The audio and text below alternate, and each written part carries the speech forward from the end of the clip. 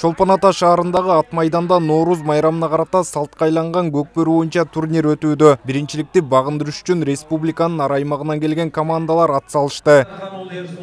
Басып чыкты шахмат менен. Экөө аркада калып кетти.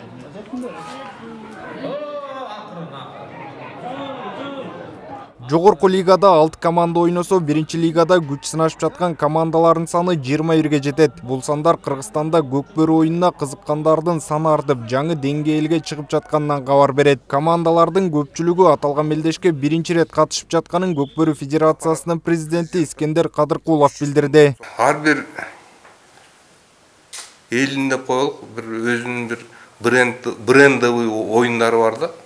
Японияда сумо деп койсо болот. Канадада хоккей деп койсо болот.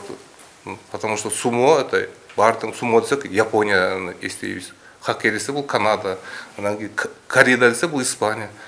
Мен пикирим силерде колдой атпашыңар керек.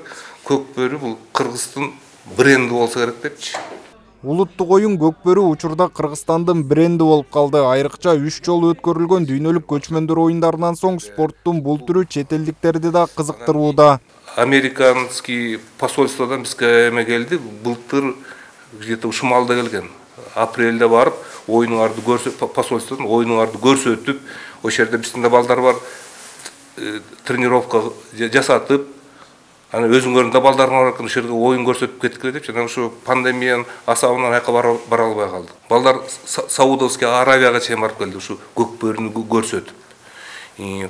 Франциядан бизге кабар келип атат, ушундай ошондо бир показательный кылып, бизге да бир тренериңерди жиберип, ушуну көрсөтпөйсүңөр дегенчи. Мындай оюн боюнча, мына көрдүңөр, көчмөндөргө канча команда келди.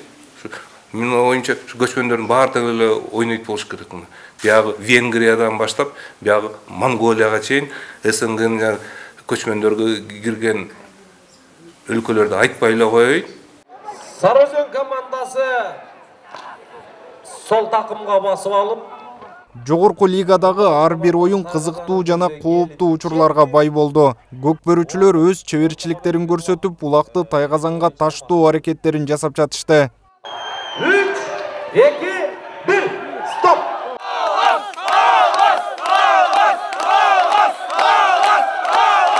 Көкбөрү күйөрмандар арасында эң популярдуу улуттук оюндардын бири болуп, түрдүү мааракелерде мамлекеттик деңгээлде мелдештер өткөрүлүүдө. Оюндун жүрүшү улакчы менен катар ал минип жүргөн аргымактан дагы көз каранды. Аны ар бир көкбөрүчү жакшы түшүнөт.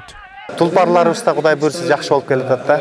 Тулпарларыбыз тапталып, саяпкерлерибиз эми жылдан жылга бул мындайча айтканда өзлөрүнүн бир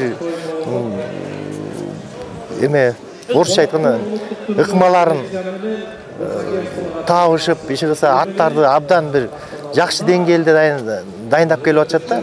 Эми ошого эле далил болуп, мынагу бүгүнкү өтүп аткан Нооруз турнирин айтсак болот го. Анткени оюндарды караса бир дагы жөнөкөй бир мындай жөн өтүп кете турган оюн болгон жок. Бүт өзүнүн бир кандайдыр кызыгуусу менен элдин аябай кызыкчылыгын пайда кылып, жакшы турнир өтүп атат да. Республикалык мелдешке 7 облустан командалар келген. Баткен облусунан жаш күч командасы бул жолу жогорку лигада оюн көрсөттү. Жаштар, жалаң жаш балдар областта көкбөрү өнүгүп атат. Бизге мага чейин негизи оюн болгон эмес, ал жакта даже тайгазан жок болчу. Ошол оюндарды көкбөрүнү өнүктүрүп азыр район жетекчилерин шайлап турнирлер өткөртөбүз. 5-6 тайгазан барды. Кудай буйрса Баткенде 2022 биринчи лигага бир команда алып келебиз. Высший лигада бир командабыз бар. Подгруппада Высший лигада Сары Өзөн менен ынтымакка түшүп калдык. Утулуп калдык. Эми азыр 5-6 ойнойбуз. 5-нчи место болсок Высший лигада калабыз. 6-нчы место болуп калсак, кайра биринчи лигага түшүп ойноп чыгабыз. Бүгүнкү күндө эрендердин эр оюну көкбөрү бир гана Кыргызстанда эмес, башка өлкөлөрдө да ойнолуп келет. Алтай курамасынын машыктыруучусунун айтымында бул оюн Орусияда дагы жанданып, кызыккандар көбөйүүдө. 30 секунда калды таймдын аякташына. 25 секунда.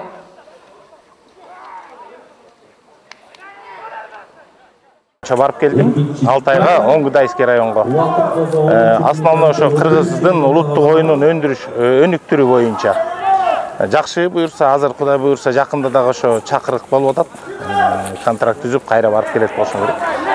Азыр көчмөндөргө камдануу боюнча болуп атат да. Айта кетсек, Көкбөрү боюнча республикалык турнирдин байге фонду 1 миллион 200 миң сомду түзөт. Ал эми Шоро компаниясы Мелдештин башкы деме өрчүсү болууда. Ратбек уулу Норус ынтымак командасы ортодон алды. Оң такымга басты. Дегеле бул жалган дүйнөгө бир кыйла бир учурларга калыс болуш оңой эмес. Биринчи лиганын финалында Жетөгүз жана Кара Буура командалары кезгелип, натыйжада 2-1 эсеби менен Кара Буура командасы баш байгени утуп алды. Ал эми жогорку лигада Ынтымак жана Достук командалары кезгелип, кыйчалашкан оор оюндун жыйынтыгында Таластын Ынтымак командасы чемпион аталды. Автандил Бактыбеков, СТВ.